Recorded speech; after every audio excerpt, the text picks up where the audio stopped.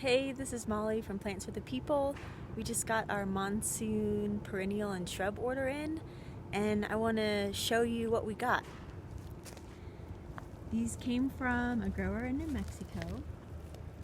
This right here is Utah Serviceberry, Amelanchier utahensis. It has a berry that is similar to a blueberry, but it's like way easier to grow in Flagstaff than blueberry. It's a beautiful shrub. Right down here we have the Rocky Mountain Columbine, which is Agoligia. We have mountain mahoganies here. These are the 5-gallon pots, the Circocarpus montana.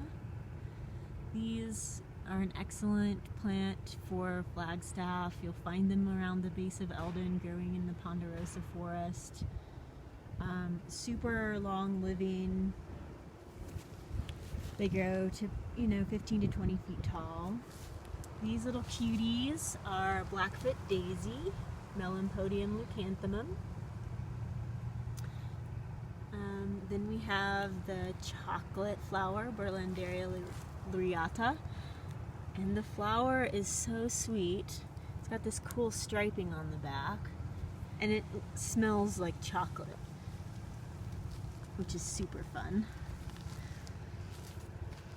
Right here we have the little New Mexico Primrose. It's the light pink, Anithera berlandarii. It's a sweet flower. It's great for the nighttime pollinators. Wonderful addition to a moon garden. We've got pine leaf penstemon here. None of them are in bloom, but these, when they bloom, have these red tubular flowers that the hummingbirds love, and they're prolific. Tons of flowers on these guys. So that's Penstemon Pinafolius. We've got Rocky Mountain penstemon here with the tall purple flower. It's Penstemon strictus. Right here, I did add a couple cultivated plants to the list this year. Both of those are Yarrows, and I added them because Yarrows just grow so well here. You hardly have to water them. They make a great cut flower. So this one is the paprika one. It's got the cool little yellow center. And this one is the sangria one, slightly deeper red. Really nice plant. Right here we've got Lotus hartwigii, or Findler's sundrops. Sweet little flower. Also great for the night blooming pollinators in the moon gardens. This is the Penstemon mexicali hybrid, Pike's Peak penstemon. It's a purple flower with a white throat. Great for pollinators. These are the little lavenders. The variety for these is Buena Vista. So this is the lavender variety that you're going to want as a dried flower to hang up as potpourri or for food. We've got the cone leaf, or the black-eyed Susan here with Buckia. These will send up a flower stalk that's 12 or so inches tall. Apache NeoMexicana is next. These are a mint family plant with a sweet little flower, wonderful for pollinators. Slightly fragrant. Really great to put in the garden to keep the insects out of the garden. Right here we have Gara, the whirling butterflies. I just love this plant because it looks like little fairies floating in your garden. It's very delicate and sweet. And we have a big basin sagebrush, Artemisia tridentata, fragrant, long living, a great incense plant. If I'm having a bad day, all I need to do is smell Artemisia tridentata, and it just is so relaxing. Over here we have our Rus trilobata forest. This is sumac, or lemonade berry. It's got these really great edible berries. You can eat them. They've got a big pit, so they're really great for sucking on, for quenching thirst. You can put them in water and make like a lemonade out of them. Super high in vitamin C. Birds like them. Great drought tolerant native plant for Flagstaff.